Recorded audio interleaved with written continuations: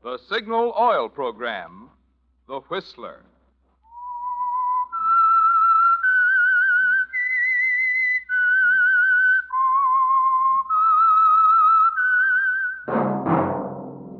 That whistle is your signal for the Signal Oil Program, The Whistler.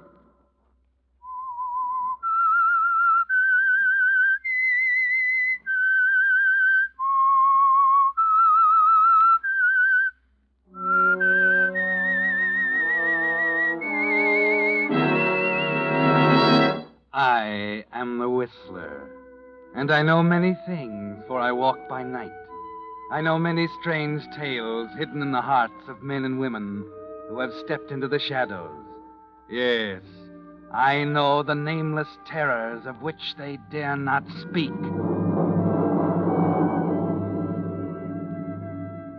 Yes, friends, it's time for The Whistler, rated by independent research the most popular West Coast radio program. And remember, let every traffic signal remind you, with new Signal gasoline, you do go farther than ever. Look for the familiar big yellow and black circle sign that identifies those popular Signal service stations in 7 western states from Canada to Mexico. And now, the Whistler's strange story, Boomerang.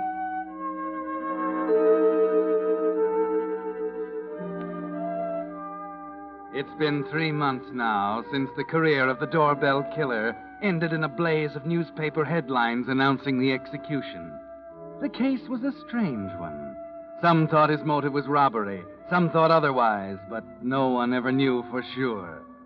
But the most important feature of the case wasn't mentioned in the headlines. It doesn't even appear in the police records or in the accounts of the trial. It will never appear anywhere, because the only 2 people who know of it aren't in a position to testify.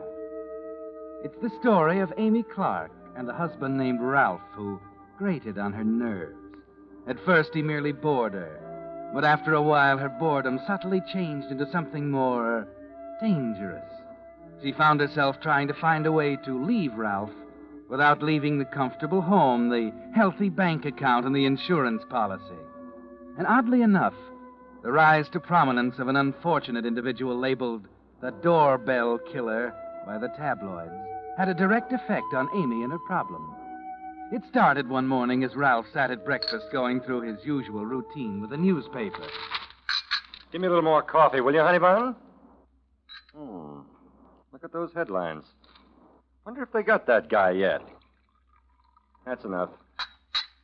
Holy smoke, he's done it again. Second time. Listen. Fleeing from the scene of his second murder, a man alleged to be the so-called doorbell killer fired 2 shots at a patrolman in the Twin Oaks district last night at 11 o'clock, then eluded the police dragnet around the area. Well, good Lord, Amy. Twin Oaks. Well, that's just over the hill.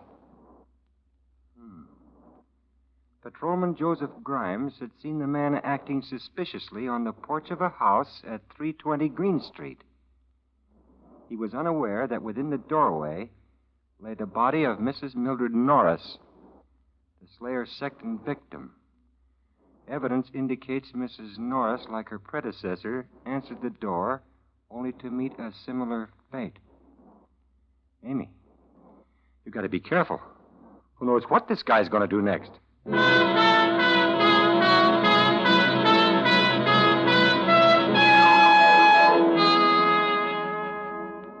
So you tell him you'll be careful, Amy, and he gives you the usual dutiful peck on the cheek, turns in the hallway at the exact spot he always turns, and you wait for it. Well, so long, honey bun. Don't take any wooden nickels. See you in the funny papers. How many times have you heard that one, Amy? And how many times must you hear it again? You think about it all day as you go through your routine. And finally, in the afternoon, you get a chance to relax by the radio. Patrolman Grimes reported that all he could see of the killer was a dim shape, a heavy-set man about 6 feet tall vaulting over a low stone wall in the distance. A small metal tie clasp bearing the initial R found near the scene is a possible clue to the criminal's identity. Chief of Police Henderson suspects the killer is a familiar figure, possibly a resident of the Twin Oaks neighborhood. since in both cases he was apparently recognized and accepted by the victim who opened the door.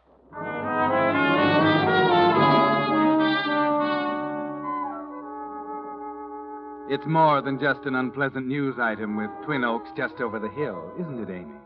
That night, Ralph comes home a little early before dark, and you'll notice he's carrying his .38 pistol.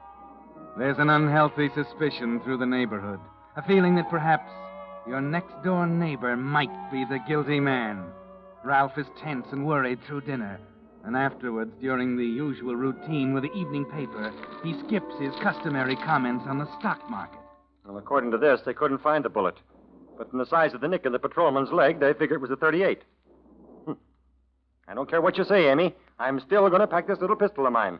And if that bird ever shows up around here, I'll have the welcome all ready for... Stay where you are, Amy. I'll go to the door. I'll give this guy the surprise of his life. What do you want? Well, I'm Haley, Evening Bulletin. Working with Chief Police Henderson on the doorbell case. Just checking the neighborhood. Oh, well, it's good to know the police are on the job. You seem to be on the job, too. That .38. Yeah. Well, I'm not taking chances. Yes, I understand. Got a permit, I suppose? Sure. What's your name? Ralph Clark. Oh, Clark. How long have you been in this neighborhood? 3 years. What? Yeah. Amy. She's back in the kitchen. Okay.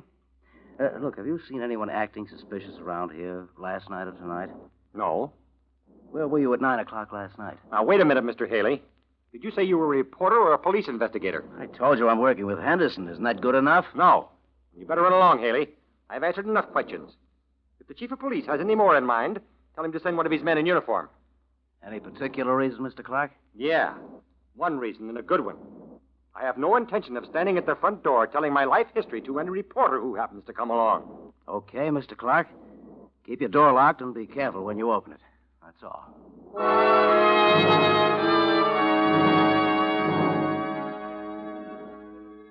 That's when you began to think about it, Amy, as you stood back at the kitchen door and watched Ralph talking to Haley, the man from the Evening Bulletin. Ralph was jittery, almost suspiciously jittery, wasn't he? Standing there answering questions, the gun in his hand. And later that evening, when the doorbell rings again... Stay here. I'll go.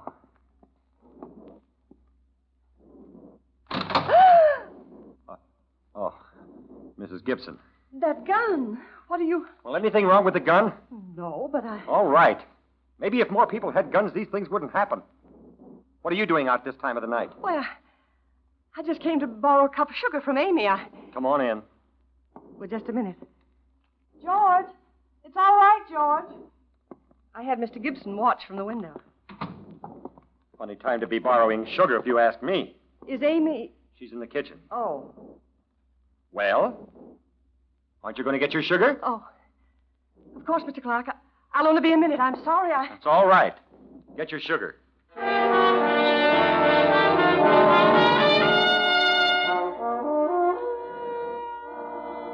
It struck you again as he stood talking to Mrs. Gibson, didn't it, Amy?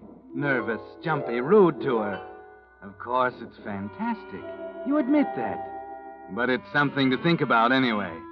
And perhaps a remark or two to Mrs. Gibson the next day as both of you go outside to hang up the washing. Just a suggestion, a remark that slips out accidentally. Mrs. Gibson, after all, is always interested in her neighbors. She might see fit to pass it on. Here's your mail, Mrs. Gibson. A couple of magazines, too. Thank you, Postman. Sorry I jumped when you rang the doorbell. Oh, I'm getting it from everyone these days. I swear my husband George is going to break down if this business keeps up much longer. That awful man's still at large. Yeah. Oh. Hello, Mr. Clark. How are you, Mrs. Gibson? Very well. Thank you.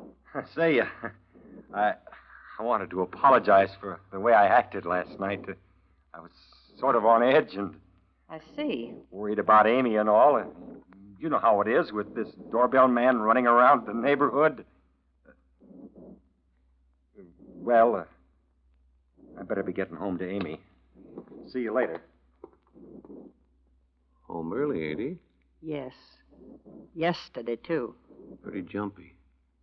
Do you think so? You seem to be. You know, I think the worst part of the whole affair is what the paper said about the man being a resident around here. About him being recognized by the victims just before Yeah. Can't trust anybody. You're right at that. For example, that tie clip with the R on it. Huh? Might even be him. R for Ralph. Oh, well, now, I don't know. Could be, couldn't it? 6 feet tall, heavy set. Lots of people are 6 feet tall and heavy set. And carry guns? Same kind of gun the killer carries? Huh? He has one. He was carrying it right now. I could see the bulge in his pocket. Oh, now, Mrs. Gibson, it might have been something else. It's a gun. Amy told me this morning. You don't say. A 38? Yes. Says he's carrying it on account of the knifer. You won't mention this to anyone. Oh, no, you can trust me. Amy said he began acting queer just before the first one happened. Yeah? Says that lately it's gotten so he scares her. Told me so just this morning.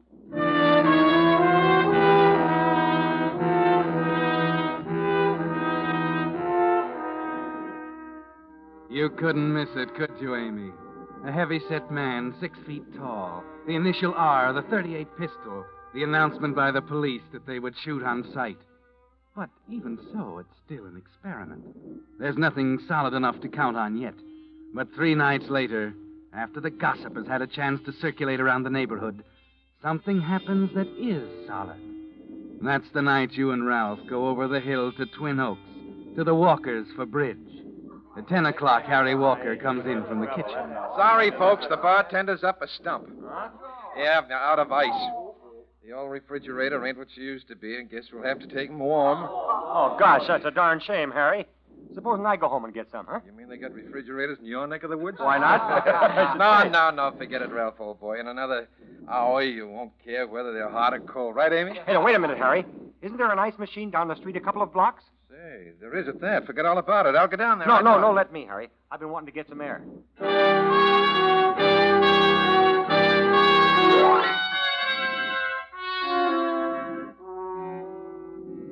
So Ralph leaves for the ice machine. And because it's warm in the house, you walk out on the porch and stand in the shadows. Yes, it's still an experiment. You'd noticed a kind of forced cordiality toward Ralph at the party, a subtle undercurrent that would never penetrate that thick skin of his. Nothing subtle ever did. Then, as you stand there thinking, you notice a man walk up the stairs to the porch of a house a few doors up the street. There's a pause. The door opens. There's a sudden movement, the flash of a knife.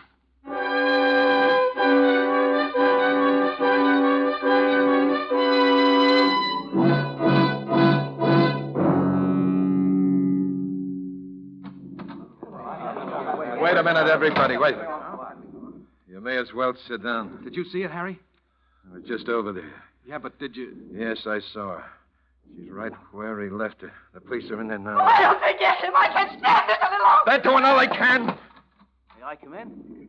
Well, it looks like a party. Who's the host? I am. Well, I'm Haley, Evening Bulletin. What's your name? Harry Walker. Well, is it a party? Yeah, I had a few in for bridge. Well, friend, I'd send them home if I were you and tell them to stay there the rest of the night. Lock their doors. They all here? Yeah, I think so. Hello, Harry, old boy. Well, here's your ice, man. 25 pounds. The darn machine's haywire. Slammed the ice on my finger. I got a little blood on it. Hey, what's the matter with everybody?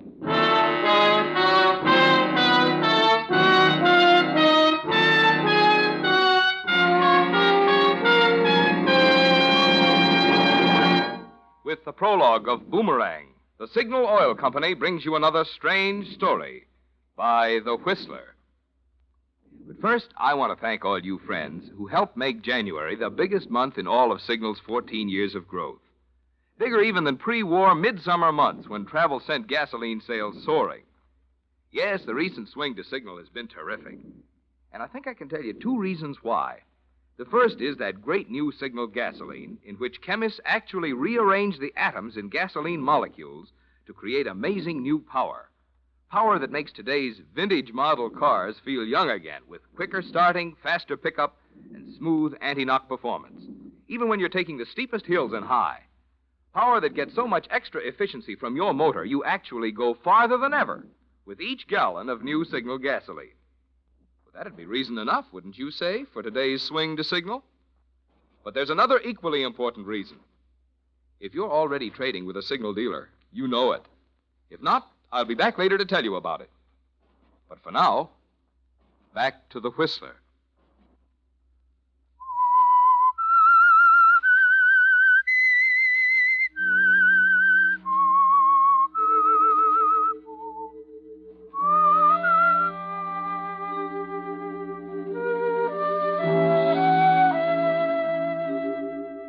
Well, Amy, that did the trick, didn't it? Changed it from a vague idea in the back of your head, from an experiment in creating suspicion, to a solid plan to end your marriage in such a way that you'll manage to hold on to Ralph's house, his bank account, and the insurance policy. Somehow, Ralph manages to explain it to the police, shows them the defective ice machine, convinces them he actually did cut his finger when the ice dropped down. But the suspicion remains, much stronger than before, and the town is aroused to such a pitch by the third killing in Twin Oaks that the police and the people are ready for anything. The next day, after Ralph has left, you visit Chief of Police Henderson, and a few minutes later... Did you see her, Chief? Yeah, Haley, I saw her. She's out there now. What about it? I don't know. Sometimes I think she knows what she's talking about. Sometimes I think she's just a dizzy dame who's got the jitters like everybody else. What are you going to do? I don't know. I checked the neighbors. They seem to think she's on the beam. The papers are screaming for an arrest. Mayor called me this morning. I think you've got a case. I don't. You know, it's funny. I had a feeling Mrs. Clark was holding something out on me. Yeah? Something she was afraid to spill. Like what? Well, that's just it. I don't know. She told me after they got home last night she saw her husband go into the kitchen and boil a knife in caustic soda after he thought she'd gone to bed. What? What do you mean? That's it, so help me. You think the guy could be that stupid? He leaves a party in a house full of witnesses, kills a lady 3 doors away, comes back with blood in his hands and a nutty story about an ice machine, takes his wife home and goes into the kitchen to boil out the knife.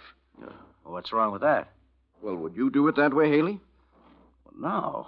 Neither would the killer. I still think Clark is your man. Well, you've been right before. The guy's jumpy as a cat. I thought he was going to pull the trigger the other night, so help me. Well, you're going to get a chance to find out tonight. You going to run him in? Yeah, just for questioning. But if his wife is right, he'll come out fighting. He's still carrying that gun, you know. Yes, I checked the license. For some reason, she's afraid he'll try to kill her tonight. Oh? Yeah, now here's the plot. Sergeant Ransom's taking her home, letting her out a block away from the house. Now, she'll go in and try to get his gun. If she gets it, she'll raise the front window shade. But if she doesn't, she'll open the front door. That's pretty game of her. She says it'll be easier that way. I think she's right.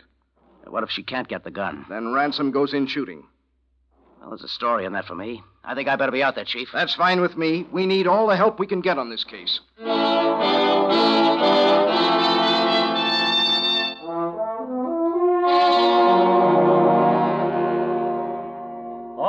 All right, Amy. I'll sharpen the carving knife. Anything to get dinner on the table.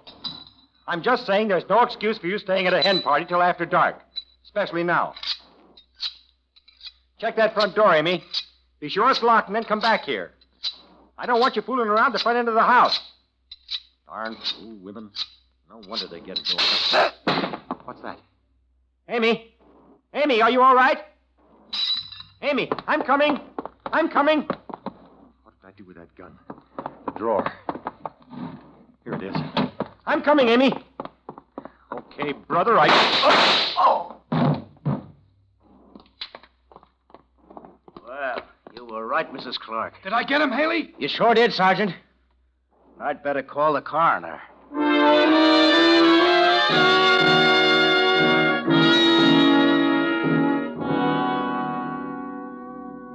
So, you think we can close this case, Haley? I don't know why not, Chief. The guy came out shooting just like she said he would. Yeah, with a knife and a sharpening stone on the floor of the kitchen. Yes, he was sharpening it when she got there.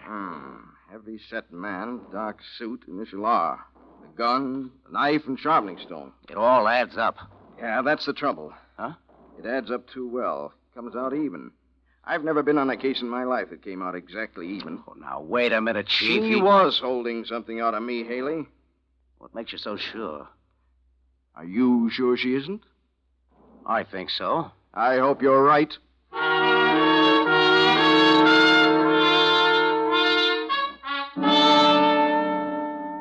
This is your evening reporter, ladies and gentlemen, with another last-minute news roundup. According to the latest statement from the Office of Chief of Police Henderson, the case of the doorbell killer is not quite ready for the closed file. According to Henderson, the case against the late Ralph Clark was entirely circumstantial, and had the man gone to trial, the state case against him would have been very rickety. The fact that there is no living witness to any of the killings is the biggest point in favor of Clark. Henderson's statement naturally raised a furor amongst the City Hall boys to keep their Well, Amy, it came off almost perfectly. The house is yours now, and the bank account and the insurance policy. You're proud of yourself, aren't you? You chuckle at Mrs. Gibson's sympathetic understanding, and chuckle harder at Mrs. Gray down the street, who snubs you as the wife of a murderer. It won't make any difference in a week or two, will it, Amy? You'll be relaxing in Miami, forgetting all about the dull little city and the dull little people in it. Meanwhile, the case is still a little unsettled, and you decide to settle it once and for all. So you make another visit to Chief of Police Henderson's office. Now that Ralph is gone, it won't make any difference. I saw her again today, Haley. Who? Mrs. Clark. Yeah? Yeah. Yeah, we can send the case to close file. Well, how come, Chief? Oh, I'll give you a statement for your paper in 10 minutes. I'm satisfied now that we got the right man. You see, the case against Clark is no longer circumstantial. What do you mean? There was an eyewitness to the third killing. Wait a minute. An eyewitness? Yeah, I knew she was holding out on me. She was standing on the porch of the Walker house during the bridge party. She saw the killer walk up to the front door 3 houses away. Hey, that is something. Do you think she could identify him at night at that distance? She says so, and I believe her. She says it was her husband. Why did she hold out? Afraid. Oh? Satisfied? I don't know. Maybe.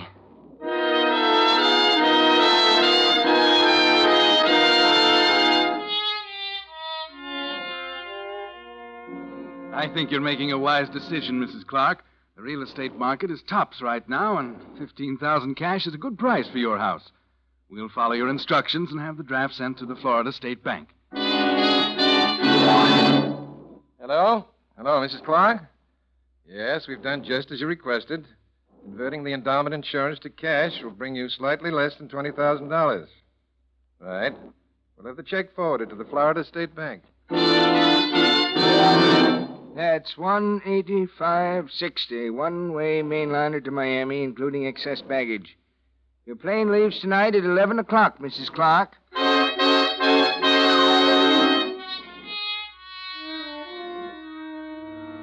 So you're all ready to go, aren't you, Amy? Your bags are packed in the living room. The house is sold. The airline tickets are in your purse. And there's over $35,000 in cash waiting for you in the Florida State Bank. It was a neat job, wasn't it? There wasn't a hole in it, not a loose end. You're waiting now for the taxi that will take you to the airport. And then promptly, at 10:30.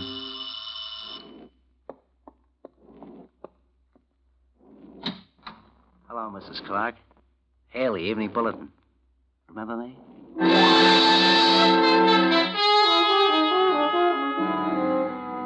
There was a loose end, wasn't there, Amy? And a million questions hit you at once as Haley comes in and closes the door, smiling confidently. Haley, ace crime reporter. The man who cracked the Jenkins case almost single-handed.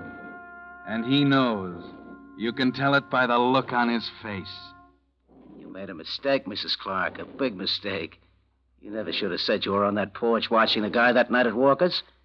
It was a dumb trick, Mrs. Clark. You should have been sitting pretty if you hadn't opened your mouth once too often. Just try to wrangle out of this one.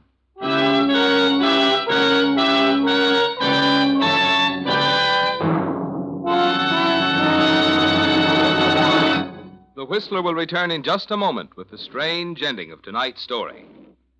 Meantime, here's that second reason for today's amazing swing to signal. The first, you'll recall, is that great new signal gasoline. But equally important is the more thorough, more conscientious service your car gets at independently operated signal stations. Typical of this is Signal's double-check lubrication service. And why is it called double-check? Because each part is checked not just once, but twice against Signal's lubrication chart, which shows every lubrication point and specifies which of Signal's 9 specialized oils and greases each part should have. That's Signal's way of making doubly sure that not a single lubrication point on your car is ever overlooked. No wonder Signal serviced cars stay so happy and last so long. Now, wouldn't you say these are two mighty good reasons for today's swing to Signal? More conscientious Signal service geared to keep today's aging cars in the running. And that great new Signal gasoline that helps you enjoy peak performance from your car while you go farther than ever per gallon. And now, back to the Whistler.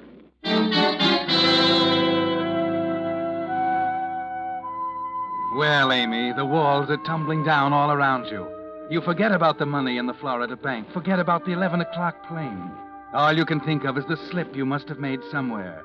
The statement to Chief Henderson that you were a witness to the third killing, even though the man was nothing but a shadowy form to you 3 houses away. Somehow it caught you up, Amy. Somehow it brought Haley to you, just as you were about to leave. You stand there petrified, wondering, then suddenly you see something in Haley's eyes you never noticed before as he slowly walks toward you.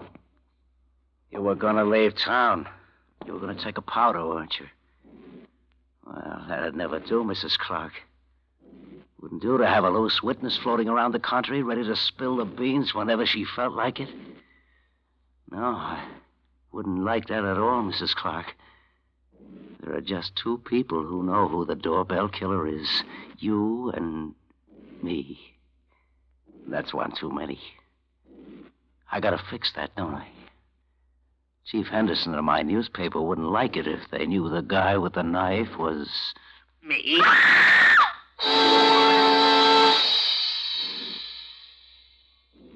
Yes.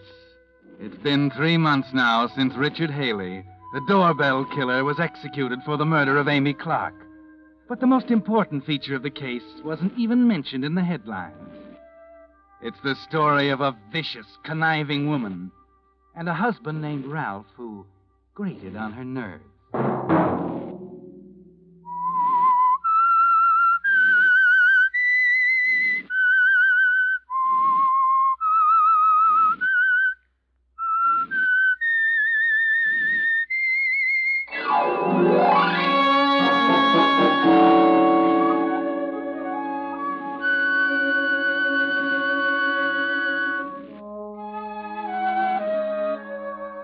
Next Monday at 9 o'clock, The Whistler will bring you another strange tale.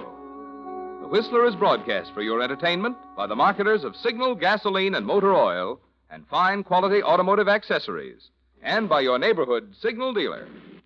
This program, produced by George W. Allen, based on a story by Nancy and Alfred Seal, music by Wilbur Hatch, is transmitted to our troops overseas by the Armed Forces Radio Service.